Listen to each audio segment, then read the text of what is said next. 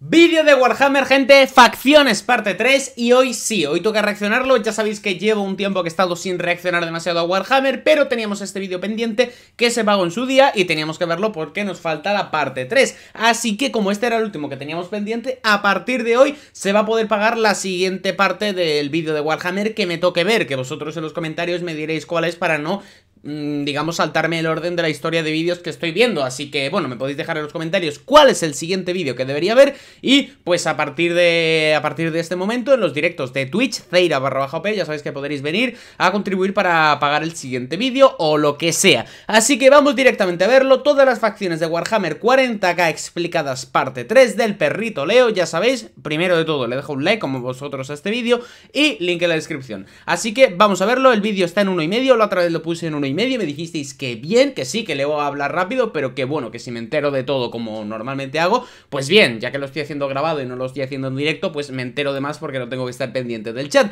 Así que vamos a darle y veremos a ver qué tanta velocidad tiene este vídeo y si está muy rápido, pues veremos. Vamos a darle. Y sé bienvenido a todas las facciones de Warhammer 40.000 parte 3. Sí, lo sé que dije que no habrían más videos de este estilo. Y si soy honesto, este fue planteado originalmente como un top de los niveles de poder de cada raza. Pero me di cuenta que si quería hacer bien ese video, aún quedaban un par de facciones que debías conocer, en especial porque hace poco ha sido agregada una nueva y se rumorea que dentro de un par de meses tendremos otra facción más. Este vídeo es de hace un año, ¿habrá ya nueva facción? Por cierto, si hay uno de niveles de poder me interesaría verlo, a mí esos vídeos me gustan. La que estaría hablando en este video, por cierto, por lo que una vuelta más no va a matarnos. Esta es la parte 3 de las facciones, pero como voy siempre, a intentar no es necesario que vieran las anteriores no parar para mucho el vídeo. El video está hecho para que cualquiera pueda disfrutarlo independientemente de cuánto sepa de Warhammer 40.000. Así que tú tranquilo, yo nervioso. Por lo que sin darle más vueltas, vamos a iniciar con... Ligas de los Votann. Con dos En la Ns. actualidad del milenio 42, el imperio de la humanidad ha sufrido un golpe letal luego de la caída de Cadia, uno de sus mundos más preciados que vigilaba el ojo del terror, el portal que conecta nuestra realidad con el reino de las almas, la disformidad llena de demonios y corrompida por los dioses del caos. Logró romper su zona de contención y esparcirse por toda la galaxia, creando la cicatriz maledictum, permitiendo a las entidades más atroces y horrores ignotos surcar libremente nuestra realidad, sentenciando a 1 millar de mundos a la más cruda carnicería y condenando sus almas al tormento eterno. Pero como puedes ver, el punto más afectado de esta ruptura de la realidad ha sido el corazón mismo de la galaxia. Los demonios pensaron reclamar este como su dominio principal, pero para su sorpresa, un muro de hierro, martillos y potencia de fuego como nunca antes se habían visto los detuvo en seco. Las razas observaron estupefactas como una legión de invencibles soldados emergían del corazón de la creación con el vacío corriendo en sus venas. Eran las ligas de los Votann. Ok, ¿qué pasó aquí? Vale, a ver. ¿Espaciales? ¿Ahora?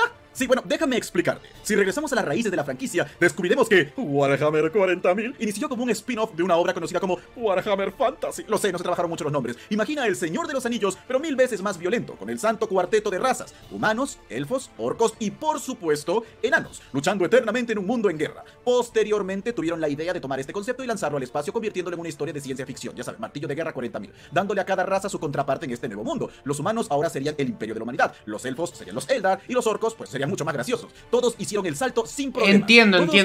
No sabía esto, la verdad. La empresa creadora no sabía muy bien cómo adaptar este concepto a un escenario de ciencia ficción. ¿Cómo funciona la idea de seres tan relacionados con las montañas y profundidades rocosas en el espacio? Su primer intento fueron los squats, que eran básicamente un chiste. Su propio nombre significa sentadillas o incluso rechonchos. Algo que iba un poco bien al principio cuando Warhammer 40.000 era más que nada una parodia, pero según este fue ganando seriedad, más vergüenza sentían los creadores de estos tipos. Intentaron reinventarlos en diferentes ocasiones, pero nada parecía funcionar. Por lo que tiraron la toalla y al final simplemente dijeron, ¿sabes qué? Todos se mueren, ¿sí? Su mundo natal fue atacado por una horda de tiránidos, quienes terminaron devorando hasta el último squad, ganando así la increíble habilidad de ser chaparros. Por mucho tiempo, la gente creía que este fue el fin de los enanos espaciales. Digo, no lo habían logrado revivir antes. ¿Por qué tendríamos que volver a escuchar hablar de ellos de nuevo? Aunque realmente insistían con todo el tema de los squad, la gente realmente quería traerlos de regreso al escenario. Y al fin, mucho tiempo después de su violenta desaparición y con incontables peticiones a sus espaldas, los enanos espaciales han vuelto, y Dios santo de qué maldita manera. Las ligas de los Votann son, para el momento en que fue hecho este video, la más reciente de las facciones. En el origen de la exploración esto es algo completamente nuevo que han metido ahora.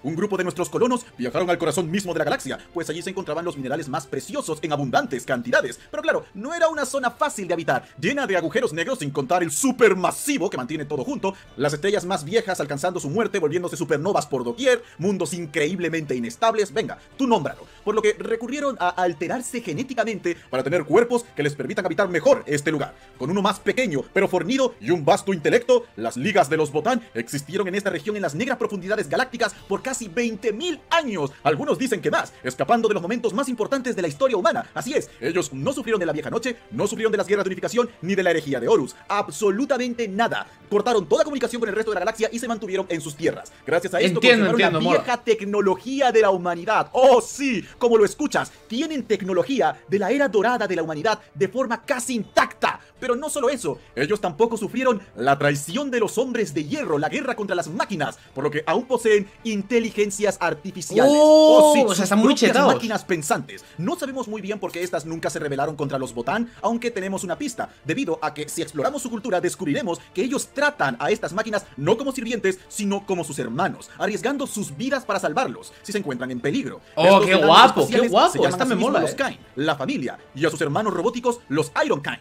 Pero esto va más allá. Verás, se llaman las ligas de los Botán, no la liga de leyendas, de los Botán, porque son una serie de naciones, diagonal clanes, aliadas las unas con las otras, pero que igualmente podían competir entre ellas, todas diferentes, todas con su propia cultura, heráldica y armas, salvo por un pequeño detalle que todas las ligas deben compartir: su propio Botán. ¿Qué es esto? Su propia plantilla de construcción estándar completamente funcional. Contexto: cuando la humanidad estaba en su culmen tecnológico, creó las llamadas PCE, plantillas de construcción estándar, un artefacto que poseía toda la tecnología de nuestra especie en su interior, capaz de recrear lo que se solicite en cuestión de segundos sin que realmente tengas que comprenderlo. Este es uno de los artefactos más valiosos en la galaxia. Por desgracia, estas son guiadas por inteligencias artificiales, inteligencias que fueron odiadas y temidas, así que casi todas fueron destruidas o desaparecieron. Durante milenios, el Mechanicum, tecnosacerdotes adoradores de la tecnología, las han buscado con locura y sin pensarlo atacarían al Imperio si eso les asegurase una PCE en buenas condiciones. No lo digo por exagerar, ya ha pasado. Ahora los Kain han demostrado no solo poseer una, sino que cada clan tiene su propia PCE, ahora llamada como los núcleos ancestrales. Oye, qué chetaos, ¿no? Los y lo han montado muy bien. Nombres.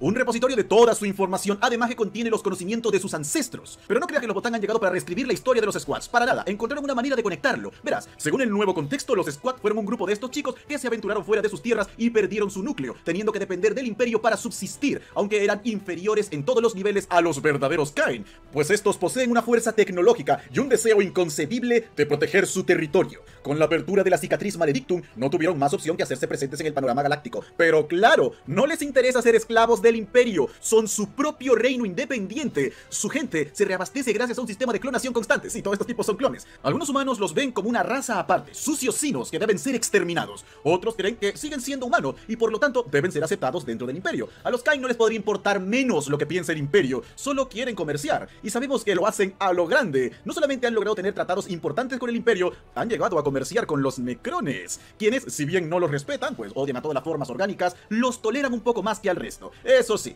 los Kain matarán a cualquier sacerdote del Mechanicus que caiga en sus tierras, sin pensarlo, de inmediato. Primero disparas, luego preguntas, pues estos locos fanáticos no pueden saber de la existencia de sus núcleos ancestrales. Es su más grande secreto y están dispuestos a sacrificar sus vidas para defenderlos. Un muro impenetrable de voluntad férrea se alzará siempre para defender a sus Botán.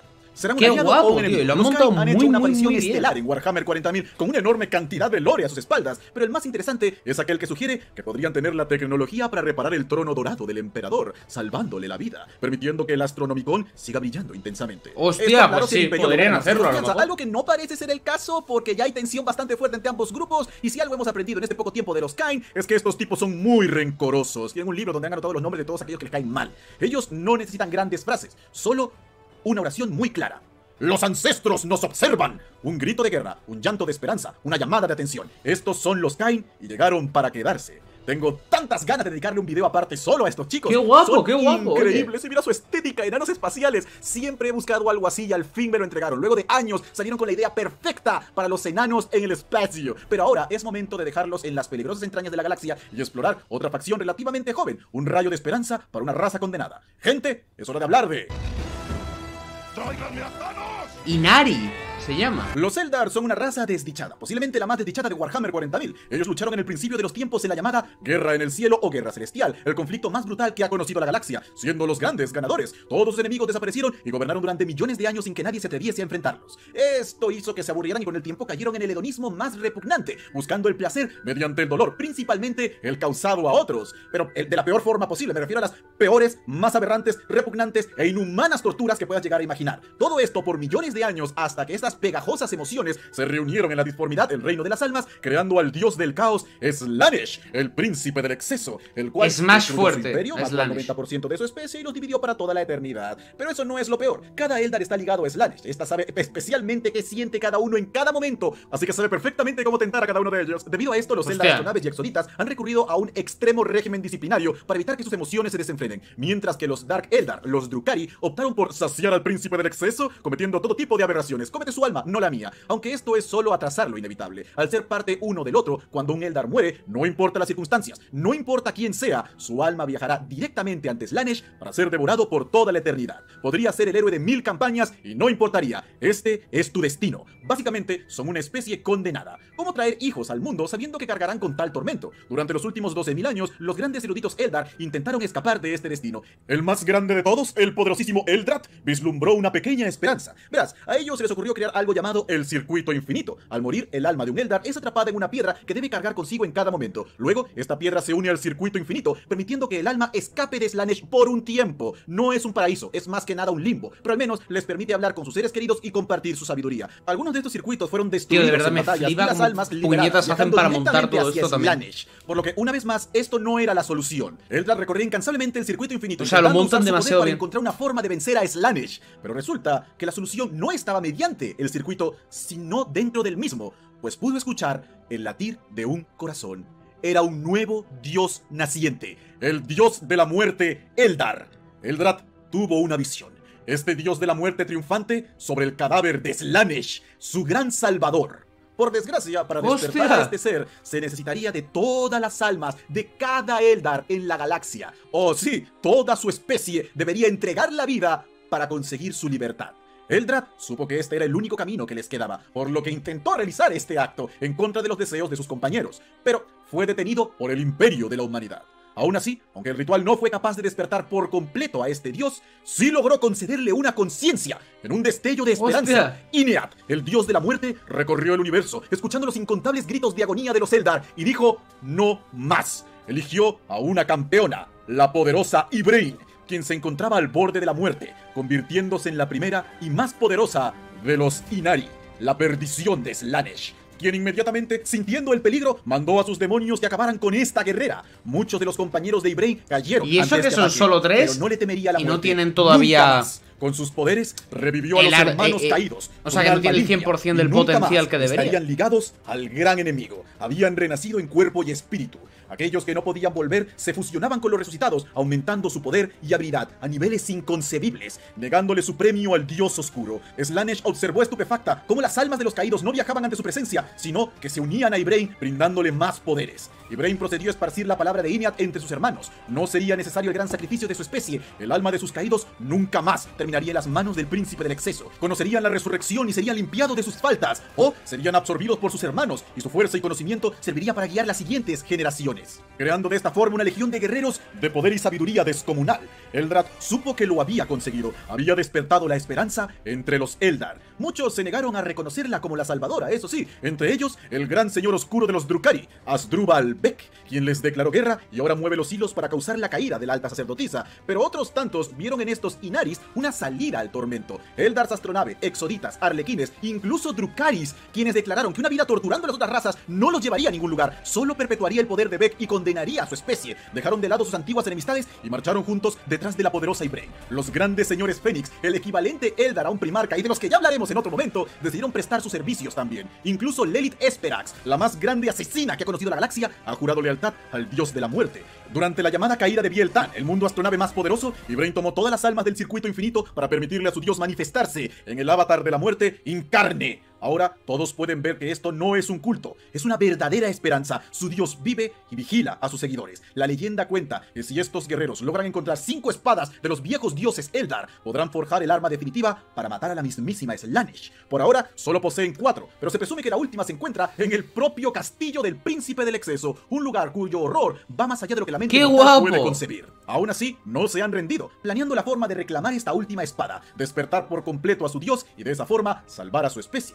Es la mayor alianza Eldar que se ha visto desde los días de la Guerra en el Cielo. Aún tienen mucho que demostrar y Slaanesh no les ha puesto las cosas para nada fácil, pero no tienen temor alguno. La muerte ¿Cómo misma molaría que será tumbaran el poco a poco Los a Ynnari son una de las facciones más importantes de los últimos Slaanesh y años, al resto? no solo por ser capaces de avanzar la trama de los Eldar y darle a esta facción la más pequeña esperanza, algo que nunca creyeron ser capaz de conseguir, y Brain fue una pieza clave en la resurrección del primarca Roboute Guilliman, pues parece que el destino de las dos especies está entrelazado. Si el Imperio cae, los Eldar también. No significa que sean amigos o que dejarán de pelear, pero ahora están algo más dispuestos a trabajar juntos por un objetivo común. Claro, la aceptación por parte de los Eldar no es total. Como mencioné, Asdrúbal Beck, que por cierto, Dios santísimo, Asdrúbal Beck, tengo que hablar de él en otro momento. Sí, lo sé que lo digo mucho, pero que hay muchos personajes importantes en esta franquicia, y Asdrúbal Beck es uno de mis favoritos. Ese bastardo tiene un cerebro galaxia inconcebible y una imaginación horrenda y retorcida. Ha jurado que tomará la cabeza de Ybrain, y siendo una de las personas más inteligentes que han existido, pues lo veo bastante posible. Pero también en otras facciones Eldar, los Ynnari son vistos no como salvadores, sino como el final de su especie, cadáveres andantes que devoran las almas de sus seres queridos, por lo que aún tienen un largo camino por recorrer. Solo el tiempo nos dirá si estamos ante una esperanza verdadera o el final de una especie. Los Ynnaris ciertamente son una facción interesante,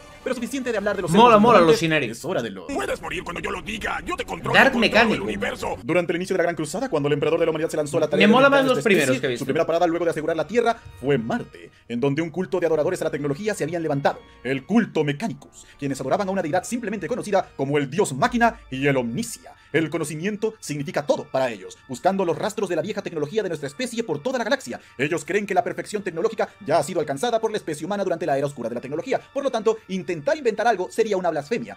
Alterar la obra de la perfecta máquina es una sentencia de muerte. Solo podías encontrar y aplicar, nada más. Pero cuando llegó el emperador, esto cambió. Para peor, el emperador fue nombrado el Omnicia o Omnisaia, cumpliendo las profecías de la llegada del Salvador. Este planteó la paz mediante el llamado Tratado del Monte Olimpo o el Tratado de Marte, en el cual el emperador permitiría que estos sigan practicando su fe, pero les prohibía rotundamente investigar ciertas áreas de la ciencia, destruirla incluso si se encontraban con ella.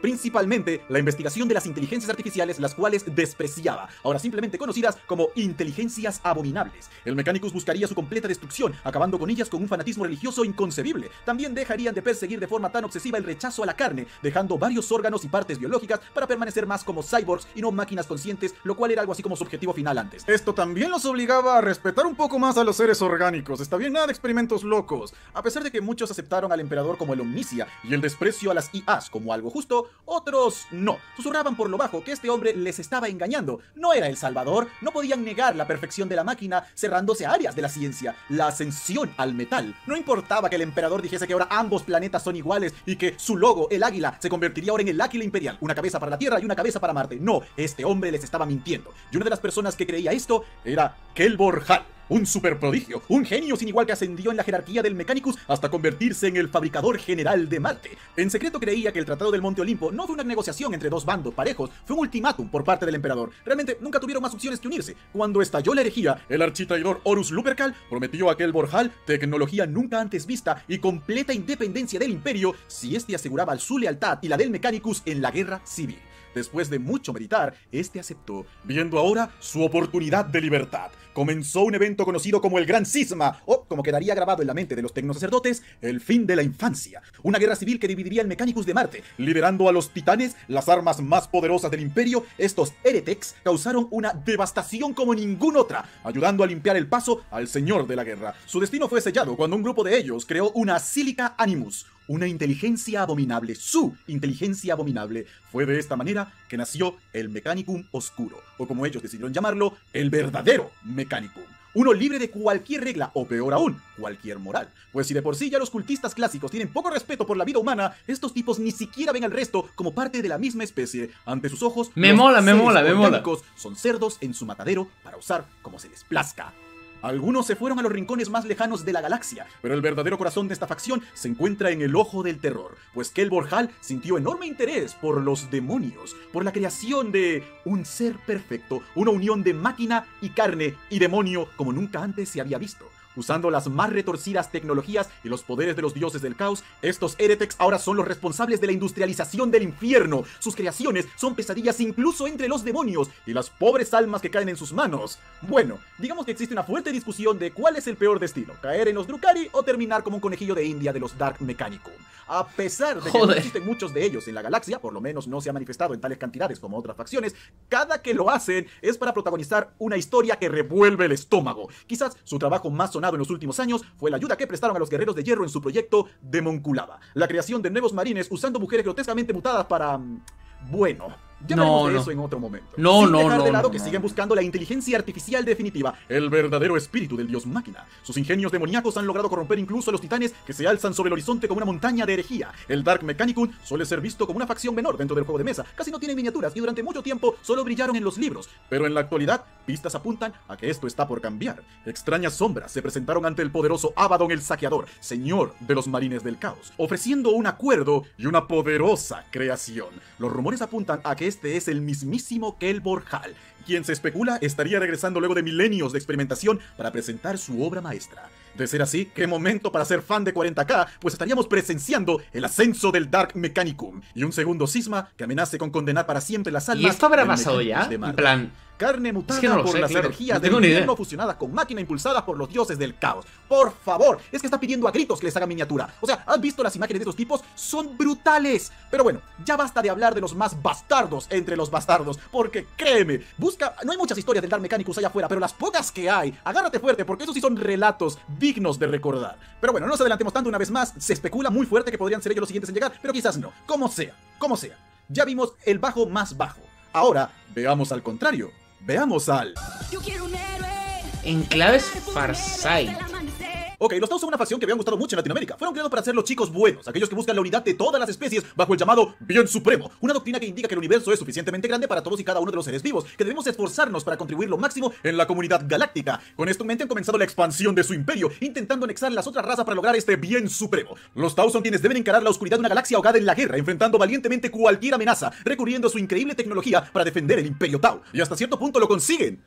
Pero también ha terminado por pasarles factura y para peor. Los Taus actuales son mucho más violentos con las otras razas de lo que eran al principio. Múltiples encuentros que terminaron en masacres han acabado con gran parte de su optimismo, sin hablar del enorme fracaso que fue su experimento para utilizar motores disformes y de esa manera movilizarse más rápido por la galaxia. Un experimento que podría o no haber terminado en la creación de un dios del caos, o por lo menos el principio de un dios del caos del bien supremo. Algo que los chocó especialmente porque los Taus son ateos, ellos no tienen deidades, y ahora había una entidad de la diformidad que representaba su bien supremo de una forma grotesca y retorcida. Razón por la que comenzaron a exterminar a todos los humanos en sus filas, pues creyeron que eran la visión de los humanos del bien supremo aquel que había creado a esta entidad tan aberrante, causando una crisis existencial a nivel especie. Hombre, claro, Pero me muchos se imagino. dieron ante el horror del infinito, uno se mantuvo firme ante la oscuridad. Para muchos, el único personaje verdaderamente bueno y noble en Warhammer 40.000. Alguien que no guarda un rastro de rencor en su corazón y que genuinamente desea la unificación de la galaxia. Shaz-O Biorla Shoba Kais Montir, también conocido por los suyos como Oshoba o por la galaxia como el comandante Farsight. Este tipo es un gigachat. Es lo más cercano que tendrán los Tau a un primarca. En su época fue el máximo héroe del Imperio Tau. Su apodo, Farsight, fue otorgado debido a que, a pesar de que su inmensa fuerza física era sobresaliente entre los miembros de su especie, su principal arma era su mente. La capacidad para analizar al enemigo era tal que casi parecía poder ver el futuro. Las victorias de Farsight para el Imperio fueron tales que se levantaron estatuas en su honor. La gente entonaba canciones en su gloria. Y cuando terminó la campaña del Golfo de Damocles, el primer encuentro entre los Tau y el Imperio de la Humanidad, fue a Farsight quien enviaron para recuperar los mundos perdidos a manos de la humanidad, consiguiendo la victoria en tiempo récord. Pero Farsight era un Tau especial. Verás, esta facción está dividida en castas. Farsight era de la casta del fuego, la casta guerrera, y la casta dominante entre todas era conocida como los etéreos. Fueron ellos quienes unificaron a los Tau en un principio y esparcieron la palabra del bien supremo. Hasta allí estuvo muy bien, pero comenzaron a llenarle la cabeza a los Tau de que todo lo que consiguieron y siguen consiguiendo es solo porque los etéreos están allí para guiarlos, que sin ellos caerían una vez más en la barbarie. Incluso un guerrero como él debía mantener en su nave un grupo de etéreos en cada momento. Eran ellos quienes controlan el destino de toda esta especie. El maestro de Farsight, el mejor general de su época, fue uno de los pocos que se atrevió a sugerir que quizás los etéreos no eran tan puros como se creía, que quizás no se los necesitaba. Fue extrañamente herido en una batalla, pero antes de morir logró darle sus últimas palabras: no confíes en los etéreos. Lo cual despertó la duda en el corazón del héroe. Cuando terminó la batalla por el Golfo de Damocles y se le ordenó a Farsight regresar al Imperio Tau, este decidió ignorar la orden, cambió de rumbo y viajó hacia un sector lleno de orcos, el cual amenazaba un planeta Tau. El Imperio aplaudió esto, los etéreos vieron en esto un acto de rebeldía. Dejaron de enviarle tropas para apoyarlo. De esa manera tendrían las opciones de o regresabas o te quedas allí a morir. Normalmente cualquiera, incluso los astartes, hubieran caído ante tal cantidad de pieles verdes. Pero Farsight comprendió la mente de su rival, logrando que luchasen entre ellos y aprovechando su momento de debilidad para aplastarlo. Era una batalla de 1 contra 1000 y salió victorioso. En el último combate, Farsight vio cómo se abría un portal a la disformidad, del cual emergieron criaturas del Inmaterium. Aún lleno de terror, luchó en contra de estos seres demoníacos, gritando a su etéreo que eran esas cosas, solo para que este respondiese de que no tenía por qué preocuparse, eran aliens raros. Esto fue la gota que ¡Aliens raros! Farsight venció a los demonios, aunque sus etéreos murieron en el conflicto. Debido a esto y lo lejos lejos que se encontraban de cualquier mundo Tau, se creyó que no tendrían oportunidad, que habrían muerto. Lloraron la pérdida de su héroe. ¿Qué Tau podría sobrevivir sin su etéreo? En el peor de los casos, ahora se habrían vuelto todos locos. Así pasaron los siglos, hasta que cientos de años después, una sonda viajó a este lugar para encontrar un imperio rugiente y perfecto. Eran los enclaves Farsight, liderados por el mismísimo comandante. Esto fue un shock. ¡Qué grande!, ¿Cómo era posible? ¿no? ¿Cómo un Tau sobrevivía más de 300 años de guerra? Su tiempo de vida estándar estaba entre los 60 años. Verás, Farsight, luego de perder a su etéreo, se dio cuenta de las mentiras que le habían estado contando, la manipulación, vio a su especie nadando en los engaños de los etéreos, y aunque su mente casi se rompe a luchar contra todo lo que había aprendido a lo largo de su existencia, se alzó victorioso ante la locura, el primer Tau verdaderamente libre. Pero ¡qué grande la este!, verdadera ¿no? libertad solo podía ser alcanzada si sus hermanos y hermanas de armas también podían verla. Por eso, en lugar de dejarlos a su suerte, los organizó, creando de esta manera los enclaves Farsight. Si aún no crees que este sujeto tiene un corazón puro, una vez que terminó de organizar a estas pobres personas, no se proclamó a sí mismo rey. De hecho, se autoexilió por años para meditar y comprender cuál era el mejor camino de su gente. Si él realmente era el líder que debía guiar a los Tau a un nuevo futuro, a analizarse a sí mismo y purgarse de sus impurezas. Cuando su gente más lo necesitó, volvió del infinito vacío portando la hoja del alba, una poderosa espada de la disformidad que le permitía absorber la vitalidad de su enemigo, dándole de esa manera la inmortalidad. ¡Oh, Los Tau qué normalmente veían el grande! combate cuerpo a cuerpo como un acto barbárico, pero Farsight entrenó a su ejército, quienes montaban gigantescos mechas de guerra a usar sables de energía capaces de cortar lo que sea. Los dominios del enclave Farsight son pequeños, pero poderosamente armados. Es una fortaleza guiada por la más perfecta meritocracia y donde todos sus miembros son verdaderamente libres. Fue nombrado como hereje por los etéreos, pero aún así, cada día miles y miles de Tau buscan la sabiduría del gran Farsight, el cual ahora es tanto una figura de poder como un líder casi religioso.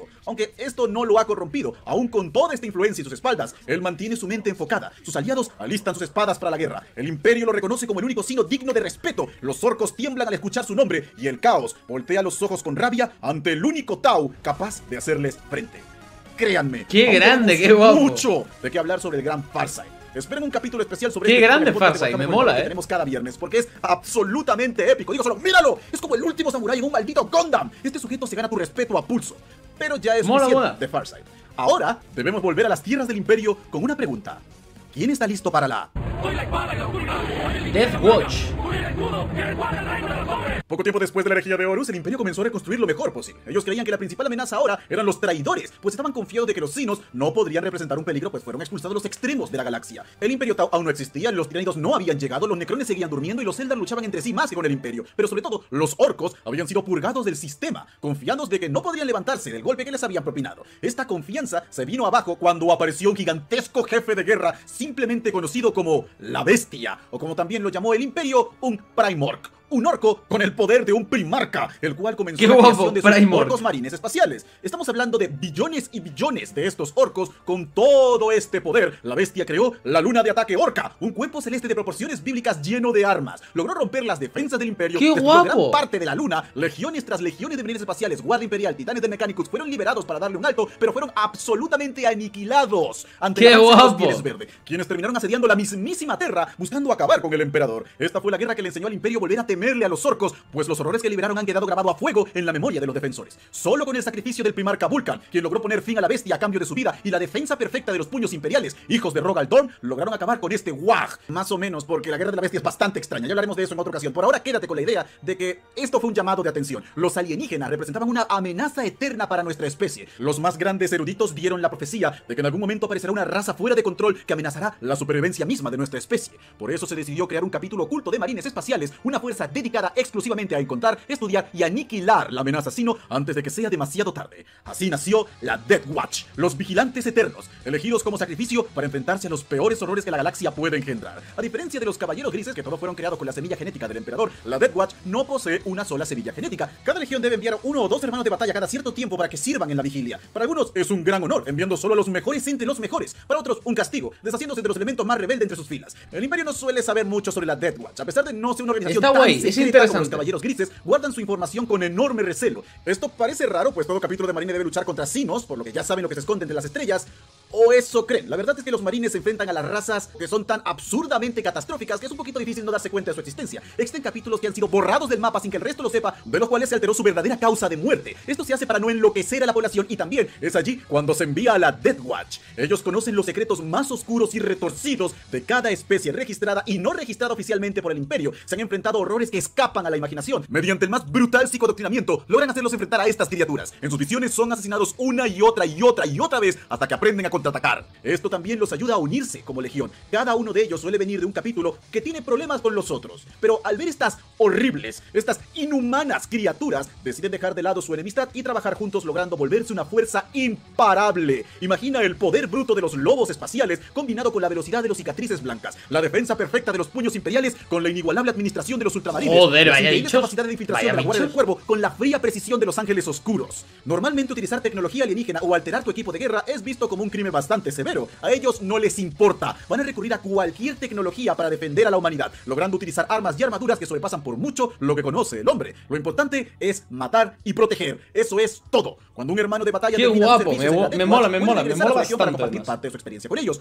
pero nunca les dará todos sus secretos, pues existen cosas que solo unos pocos deben conocer. No debe condenar a otros a noches de insomnio al saber lo que realmente se oculta entre las estrellas. Cabe recalcar que en la actualidad la Death Watch está más activa que nunca debido a la amenaza tiránida. Por lo visto, la profecía se ha cumplido y el Imperio está preparado. Ellos suelen distribuirse en pequeños escuadrones de élite esparcidos por toda la galaxia, Kill Teams, todos luchando, recopilando información, protegiendo desde las sombras. Ver a un Death Watch no es una amenaza contra tu vida directamente, no como los caballeros grises, pero tenerlos allí es una señal de que las cosas se van a poner muy Sí, feas. no, la verdad. Aún así, Me imagino no que importa tener esa gente qué ahí. retorcidas aberraciones del universo tenga el valor de escupir. La Death Watch mantendrá su vigilancia. Lucharán contra el alienígena en las sombras para que la humanidad pueda vivir en la luz. Te estoy mirando, Fundación SCP. Verdaderos héroes del Imperio. Pero ahora, si de verdad queremos hablar de héroes, debemos ver a los últimos. Veamos a los... Este día hay que pelear. Marines Todo lo que más quieran primaris. sobre esta tierra. Primaris. El primarca de los ultramarines, Robute Guilliman, es visto como una persona no muy expresiva. De hecho, dice que era de los primarcas menos carismáticos, por lo menos comparado con sus otros hermanos. A mí Pero me que no gusta te mucho confundas, Guilliman, seguridad. El hombre era un optimista y un soñador. Cuando la herejía de Horus llegó a su fin y todos se preocupaban por la estabilidad del Imperio, Guilliman estaba pensando en las amenazas del futuro. Sabía que las legiones traidoras volverían tarde o temprano para terminar su trabajo, y cuando sus hermanos comenzaron a desaparecer, supo que los primarcas no estarían allí para detenerlos. Por eso, a espaldas de todos los demás, habló con el gran archimagos del Mechanicus, Belisarius Cole, para un proyecto especial. El gran archimago debería hacer lo imposible, mejorar la obra del emperador, mejorar a los marines espaciales. Ahora, Belisarius es uno de los personajes más interesantes de esta franquicia. Su historia es larga y complicada, además de bastante épica. Pero para no hacerlo largo, quédate con que Belisarius había pasado por muchas cosas que expandieron su mente de forma literal. Era un super genio, un visionario, y él estaba fascinado por la idea de la innovación, inventar un pecado capital entre los suyos. Y ahora, allí tenía a un primarca pidiéndole cometer la más horrible herejía concebida. No solo inventar sobre la obra divina del Omnisaya. A pesar de su curiosidad, Belisarius Cole hubiera dicho que no, de no ser por un pequeño detalle. Este tenía los recuerdos de un viejo maestro, uno que hace miles de años logró hablar con el propio emperador, y el emperador en sus recuerdos le dijo: Belisarius Cole, en un punto deberás cometer un crimen contra todo lo que conoces y respetas, pero es tu destino mejorar mi obra. Sí, el emperador le había enviado un mensaje con miles de años de antelación mediante su maestro. Por lo tanto, aceptó el trabajo. Poco tiempo después, Guilliman sería herido por Fulgrim y puesto en su cápsula de estasis. ¡Qué guapo esto! Comenzó su investigación. ¡Qué guapo! 10.000 años de trabajo en secreto en los laboratorios prohibidos de Marte, repasando demenciales cantidades de información proporcionadas por el primarca, junto con el estudio de las 9 semillas genéticas. 10.000 años de fracaso, frustraciones, noches sin dormir, el estrés de sostener el destino de la humanidad en tus hombros, la sensación de traicionar a tu dios. 10.000 años de tortura que hubieran quebrado la mente de cualquier hombre. 10.000 años es Belisarius Cole demasiado. no es cualquier hombre. Él estaba por sobre todo esto. Su voluntad se sobrepuso y así, luego de incontables noches, lo consiguió. Justo a tiempo para la 13ª Cruzada Negra. Él ayudó con la resurrección del primarca, el cual vio al imperio debilitado, frágil, al borde de la muerte y ahora rodeado de enemigos. Muchos creyeron que ni siquiera con Guilliman de su lado podrían conseguirlo, pero entonces las rojas arenas de Marte se abrieron, dando paso a la Fundación Última, despertando a estos nuevos héroes, los marines espaciales primaris, más grandes, más fuertes, más rápidos e inteligentes que sus hermanos primernacidos. Esta legión de héroes absolutos portaban armaduras mejoradas por el propio Belisarius, capaces de soportar infiernos, armas que los convertían en verdaderos dioses de la muerte, lanzando venganza contra los enemigos de la humanidad. Belisarius Beliarius había logrado reconstruir tecnología que el emperador usó para crear a los primarcas y aplicarlo a estos soldados. Ojo, no son tan fuertes como un primarca, pero ciertamente estarían muy por encima de un marine normal. Estos refuerzos plagaron la galaxia, llegando a humillar de campos de batalla, volteando las mareas de la guerra y salvando incontables vidas. El Mechanicus de Marte exigió la cabeza de Belisarius Cawl por esta herejía. Muchos capítulos de marines se encontraban repugnados por lo que veían una ofensa a la obra perfecta del emperador. Hombre, ya, Algunos entendible. los intentaron Entendible. purgar. No sería hasta que los propios custodes, la guardia personal del emperador, sentenció que estos nuevos hermanos eran más que necesarios. Eran los enviados del emperador y su deber era aceptarlos. Una señal de que este no los había abandonado. Con este increíble apoyo a sus espaldas, Belisarius logró crear el Rubicon Primaris. Este artefacto permitía a un marine normal ascender a Primaris, siendo el gran héroe Marneus Calgar el primero en cruzar por este tratamiento.